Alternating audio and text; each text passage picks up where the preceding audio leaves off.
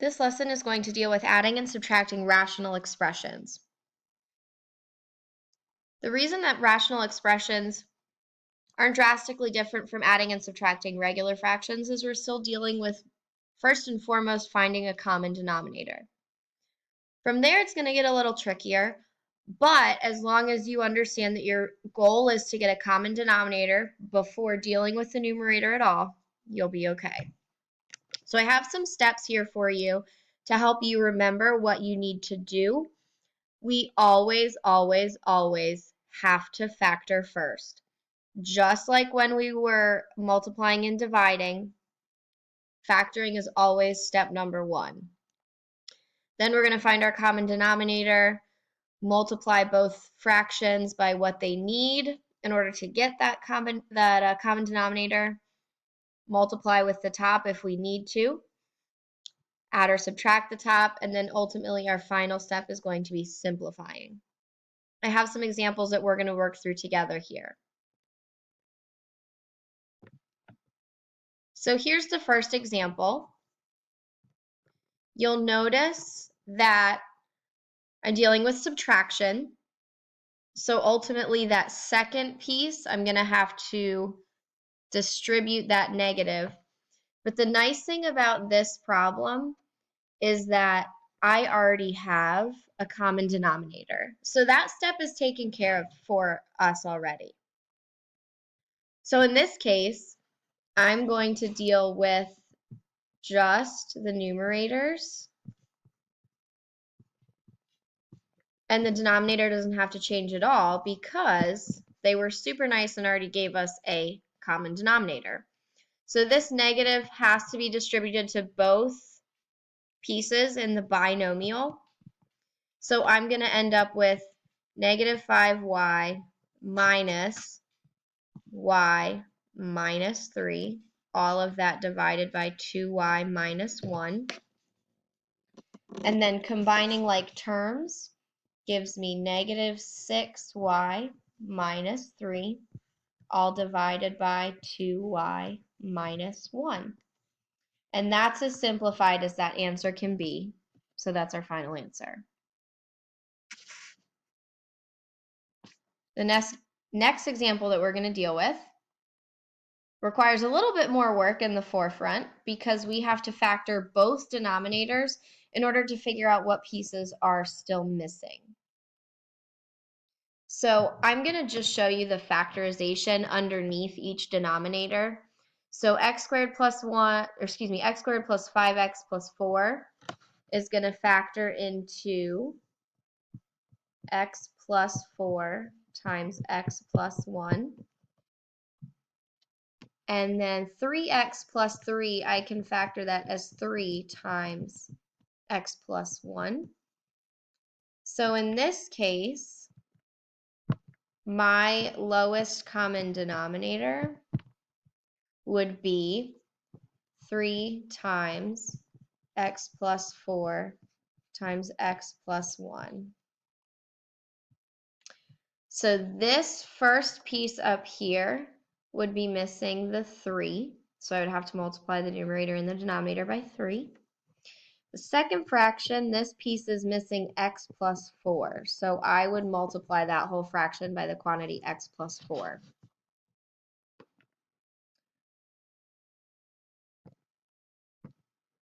So if I start to multiply these together, I'm going to have 3 plus, and then I'm going to multiply this as I go.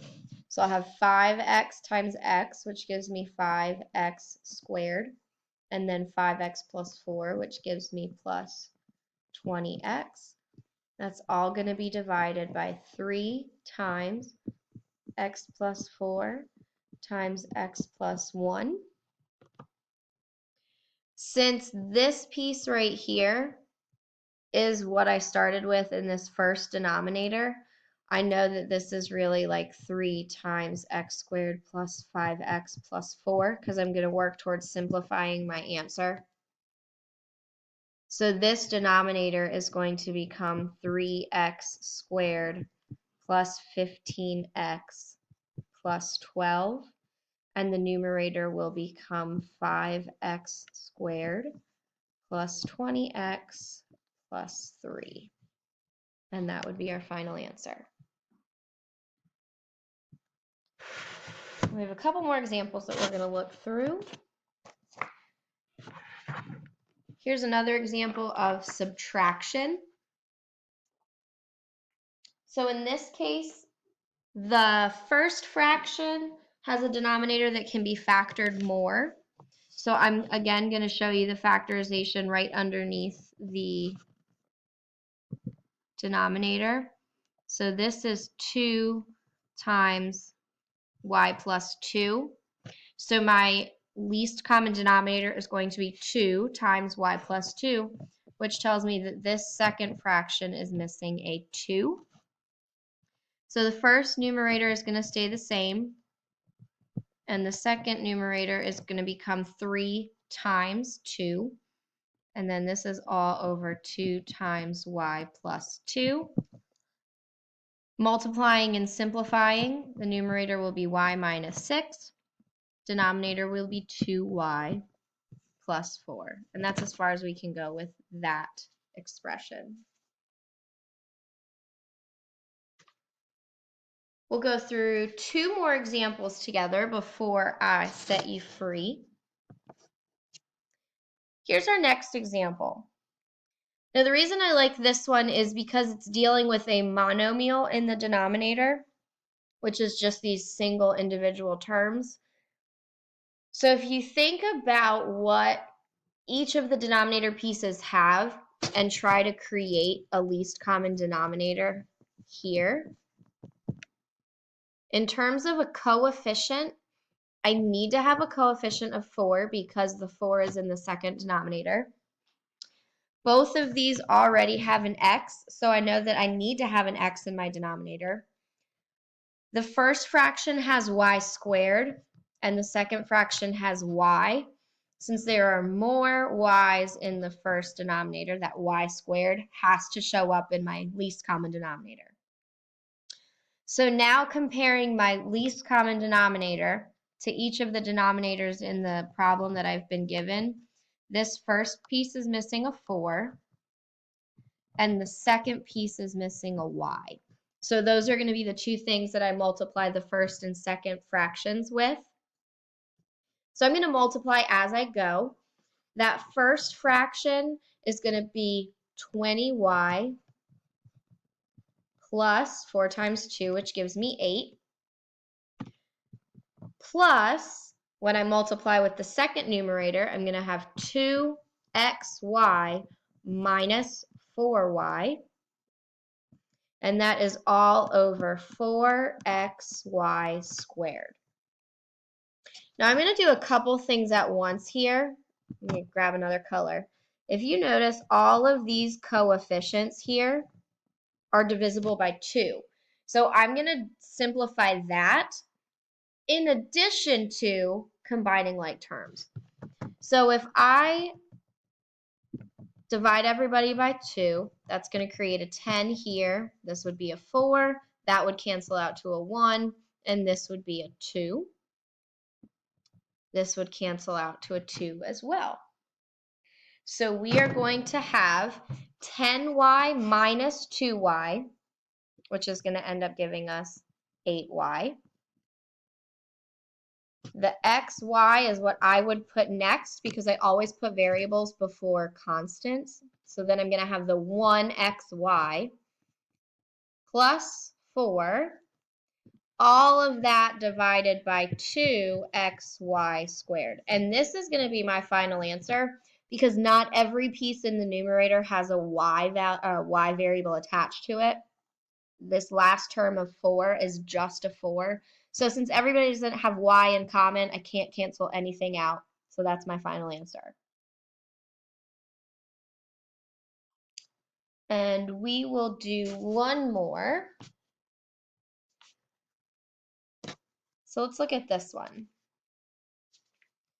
Factoring the first denominator, 3x and 9 both have a 3 in common, so I can take out a greatest common factor of 3. Let me grab a pen. So I have 3 times x plus 3. The second denominator, they both have an x in common, so this will be x plus 3. So in this case, the least common denominator that we're aiming for is 3x times x plus 3. So this first fraction is missing an x, and the second fraction is missing a 3 out of the least common denominator, because I would need to multiply with an x here and with a 3 there. So the first fraction, when I multiply that numerator together, I get x squared. 8 times 3 gives me 24. And the denominator is 3x times x plus 3. I'm going to simplify the denominator. So I have x squared minus 24, all divided by 3x squared plus 9x. And nothing here can be canceled. So that will be our final answer.